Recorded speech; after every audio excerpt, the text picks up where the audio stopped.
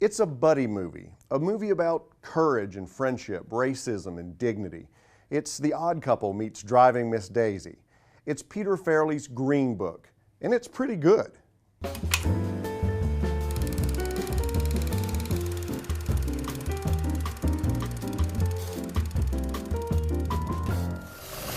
I am not a medical doctor. I'm a musician. I'm about to embark on a concert tour in the Deep South. What other experience do you have? Public relations. Set in 1962, Green Book tells the mostly true story of Don Shirley, a Jamaican-American classically trained pianist, and his Italian-American driver bodyguard, Tony Lip. Two very different men who learn to set aside their prejudices as they become lifelong friends. How was that? Salty. Salty. So vivid one can almost taste it. A marked departure for director Peter Farrelly, who with his brother gave us There's Something About Mary and Dumb and Dumber. This movie takes a hard look at race relations at the advent of the civil rights movement.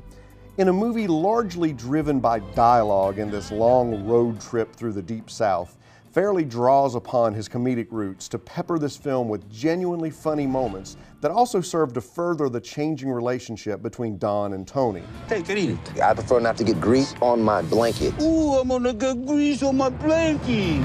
There are ugly moments as well, as Farrelly pulls no punches in his portrayal of racism in the early 60s, both in scenes of violence and in more insidious encounters. This is a powerful movie whose central themes of courage and dignity are played out in compelling scenes as Don and Tony grow to understand and respect each other. You never win with violence, Tony. You only win when you maintain your dignity. Dignity always prevails. And while it's bleak at times, it's ultimately hopeful and uplifting. Oscar winner Mahershala Ali is pitch perfect in his portrayal of Don Shirley, a man stuck between two worlds, struggling to find his identity. So if I'm not black enough, and if I'm not white enough, then tell me, Tony, what am I?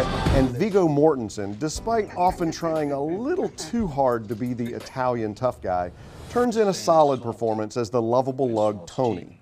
There's tremendous growth in both characters over the course of the movie, and it doesn't feel rushed or artificial.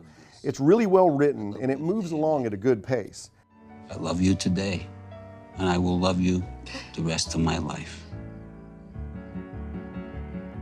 So can I put P.S. Kiss the Kids?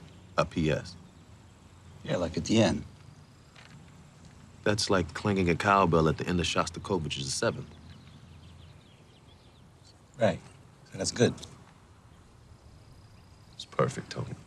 I really enjoyed Green Book, but even though it makes the director's cut, I'm not entirely sure that it's a strong enough film to break into the Oscar conversation against some pretty heavy hitters, both already released and yet to come. But I think it's an important movie, and one that's definitely worth seeing. Anyone can sound like Beethoven.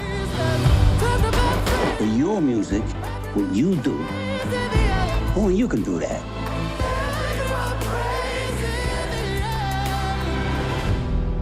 What do we do about the bones? We do this.